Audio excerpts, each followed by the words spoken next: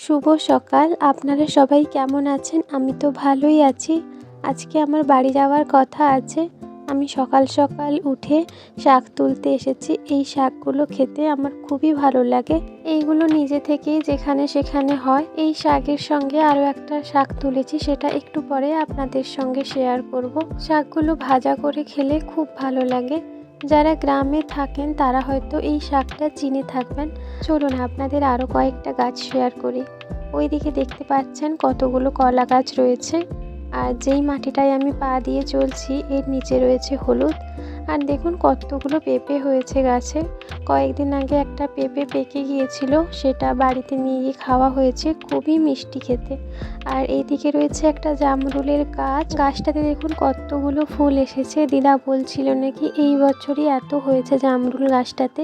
কয়েকদিন আগে 4-5টা জামরুল তুলে নিয়ে যাওয়া হয়েছিল। এখনো সব জামরুল গাছটাতে হয়নি, কত ফুল রয়েছে। আর একটা ডাল ওইদিকে রয়েছে, সেই ডালটা দেখে মনে হচ্ছে যে যদি সব জামরুল হয় তবে বুঝি ডালটা ভেঙেই পড়ে যাবে।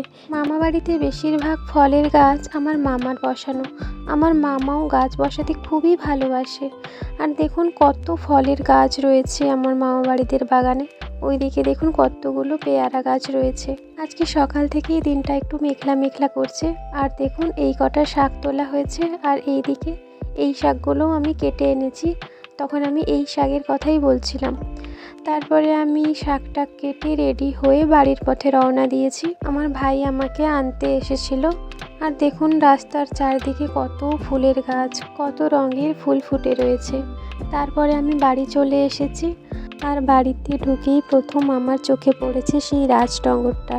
এই গাছের ভিডিও আমি আপনাদের আগেও শেয়ার করেছি। দেখুন কত সুন্দর ফুলটা। তো এসে দেখি মা এখানে রান্না চাপিয়ে দিয়েছে। আজকে হবে চচ্চড়ি, আমের চাটনি, গিমা ভাজা, আর সঙ্গে রয়েছে মাংস। মাকে বলেছি আজকে মাংসটা একদম পাতলা রান্না করতে, কারণ যেহেতু গরম পড়েছে, বেশি তেল মশলা খাওয়াটা ভালো নয়, তাই মা হালকা ঝোল করেছে। এখন বাজে বিকেল 4টে। চলুন আপনাদের সঙ্গেই সেই পুরনো গাছগুলোকে নতুন করে আবার শেয়ার করি। এই গন্ধরাজ গাছটাতে এত ফুল হয়েছে, চারিদিকে গন্ধে পুরো ম ম করছে। আর ওইদিকে রয়েছে আমার অপরাজিতা গাছগুলো, আর পদ্ম গাছও রয়েছে। মানে মা সব গাছ এক জায়গাতেই জড়ো করে রেখে দিয়েছে।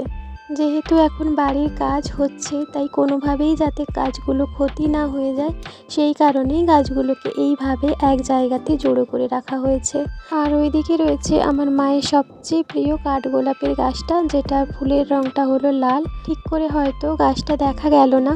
এবার চলুন আপনাদের সঙ্গে শেয়ার করি আমার সেই সুন্দর গোলাপ গাছগুলো। এখন তো গোলাপ ফুলের সিজন নয়, তাই কয়েকটাই ফুল ফুটেছে। এই গোলাপটার রঙটা দেখুন কত সুন্দর। আর ওইদিকে একটা গোলাপি রঙের গোলাপও ফুটেছে। আর বাকি গাছগুলোতে এখনও গোলাপ ফুল ফোটেনি। মা যাই হোক করে গাছগুলোকে বাঁচিয়ে রেখেছে। আর এই দেখুন সেই অ্যাডেনিয়াম গাছটা। এই গাছটা আমার যখন 100টা সাবস্ক্রাইবার পূর্ণ হয়েছিল তখন আমি কিনেছিলাম। আর এই যে দেখুন আমার বান্ধবীর দেওয়া সেই ঘন্টা জবাটা। মা বলছিল নাকি গাছটাতে এখন প্রচুর ফুল হয়। গাছের চাপে এই দিকটা পুরো জঙ্গল হয়ে গেছে।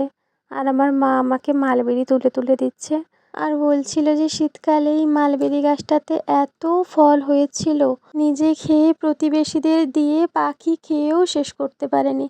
আর ওইদিকে রয়েছে ড্রাগন ফলের গাছগুলো, একটাও ড্রাগন ফল হয়নি গাছটাতে। আর এই দেখুন আমাদের বাড়ির কাজ হচ্ছে, সেই কারণেই গাছগুলোকে এক জায়গায় জড়ো করে রাখা হয়েছে, যাতে গাছগুলোর কোনো ক্ষতি না হয়ে যায়। আর কয়েকদিনের মধ্যেই হয়তো ঘরটা কমপ্লিট হয়ে যাবে। আর আমাদের এদিকে যেহেতু বন্যা প্রবণ এলাকা, তাই দেখুন ঘরটা কত উঁচু করে করা হয়েছে। আর রাস্তার ধারে কয়েকটা সুপুরি গাছ বসানো হয়েছে। এই গাছগুলো আমার বান্ধবী আমাকে দিয়েছিল। আর এই করবী গাছটা আমি কলকাতা থেকে এনেছিলাম, গার্লস স্ট্রিট থেকে। ফুল খুব একটা ভালো হয় না। আজ তবে এতটুকুই। আপনাদের ভিডিওটা কেমন লাগলো আমাকে অবশ্যই কমেন্ট করে জানাবেন। ভালো লাগলে আমার পাশে থেকে সাবস্ক্রাইব করে দেবেন।